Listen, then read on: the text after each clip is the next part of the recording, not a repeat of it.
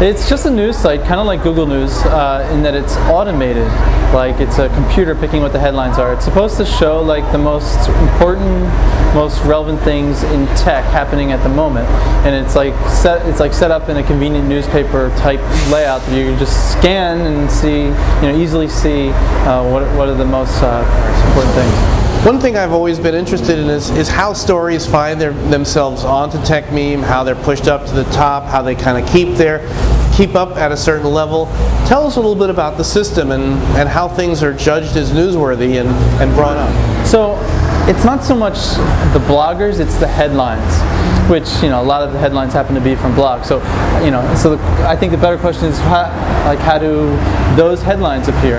And well, the system I have is kind of modeled on what would a link blogger do? It's kind of like an automated link blogger. Imagine if there's a guy who just posts links, but he's like completely obsessed with blogs and websites, like constantly scanning what's happening out there and detecting patterns and posting, lots of related links. It's just that kind of thing. It's just whatever the most talked about, most linked to headlines and technology. That's what appears there.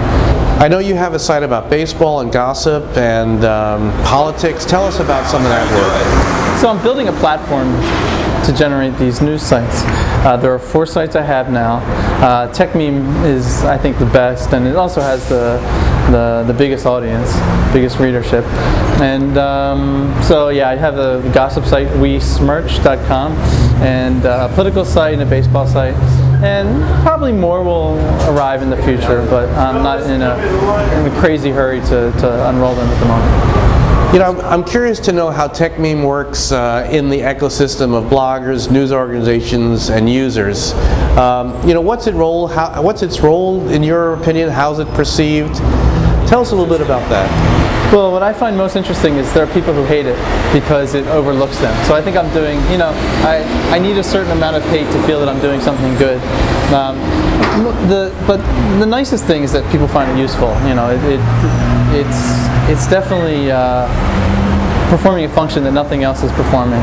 So it's filling a niche, and that's good.